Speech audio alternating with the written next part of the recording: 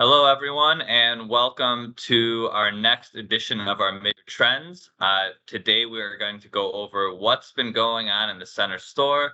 Thank you for joining me. I'm Scott Dicker. I'm the Market Insights Director at Spins, and I'm excited to take us through what's going on in the center store. One of the categories that I don't feel gets as much love as it should is the condiments and sauces categories. So this is a great indication of how people are cooking at home, how often people are cooking at home, and what other adjacent categories we can expect to see growth in.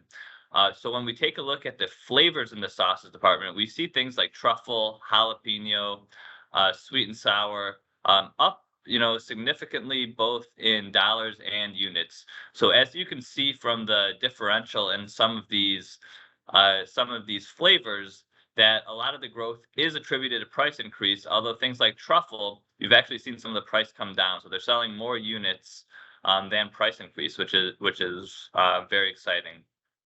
So some of this means that people are cooking more specialty at home, and one of the key themes that you'll see for this category, for this whole center store, is this kind of premiumization of the category. Sticking with sauces for a little bit, it doesn't mean necessarily that people are giving up their diets. So it's more noticeable now when some of these diets are being called out, on the label. So things like paleo, plant-based, major allergen friendly. A little bit of a different story. Down in units, up in dollars. So we see some of that price increase playing a role there. And that's in refrigerated condiments. When we look at shelf stable, we see bigger growth in things like FODMAP, Whole30, and just vegetarian, not necessarily vegan.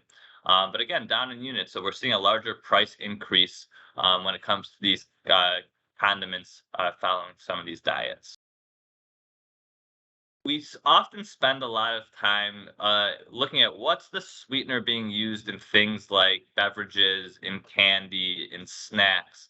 But when we look at sauces, there's a lot of those hidden sweeteners in there. I remember always hearing about how much sugar there actually was in ketchup. So sometimes we're seeing these sauces and marinades, turning to some of the alternative sweeteners.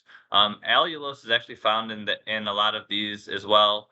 Natural low calorie sweeteners, monk fruit. Monk fruit's another one that's actually trending above it.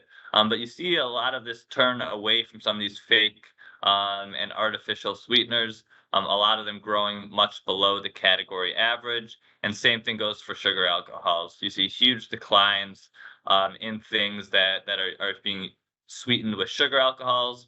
It goes to show that some people they do want a more natural condiment, or maybe just something that's less sweet, as we know that some things are trending that way as well.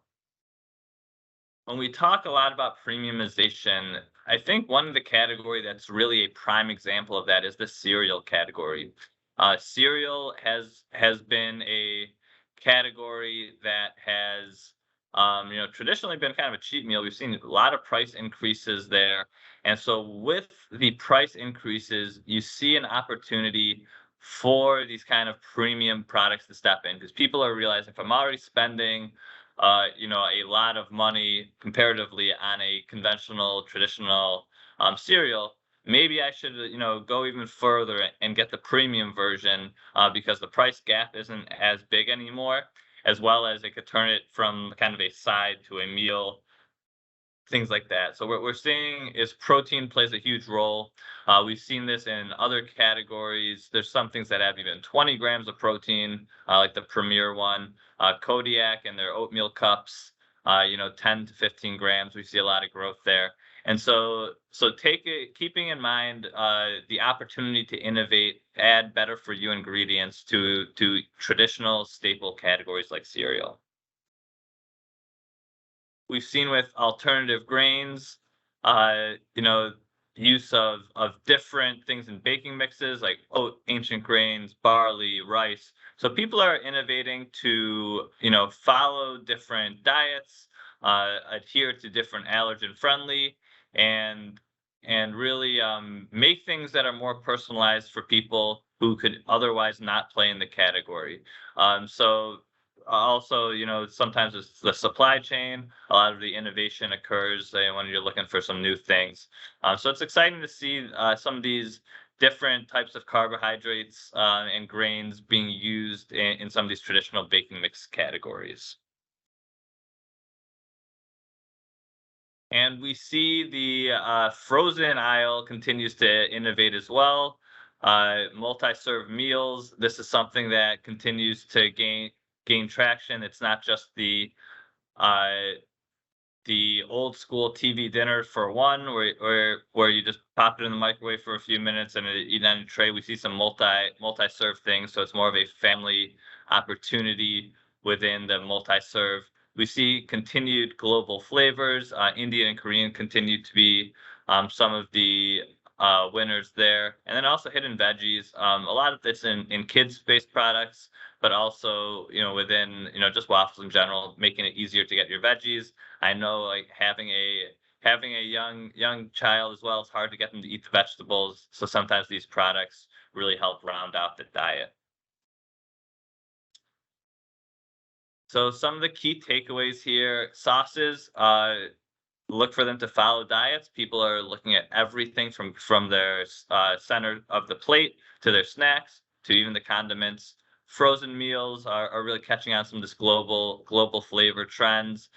Baking mixes and other things are using alternative sources to really appeal to different groups of consumers. And cereal, along with many other of these center store staples, are offering premium offerings to capitalize on a segment that's forced to spend more on the category anyways. And so that's really exciting. So thank you for joining us today, and we will look forward to our next mid-year update as well. Thank you.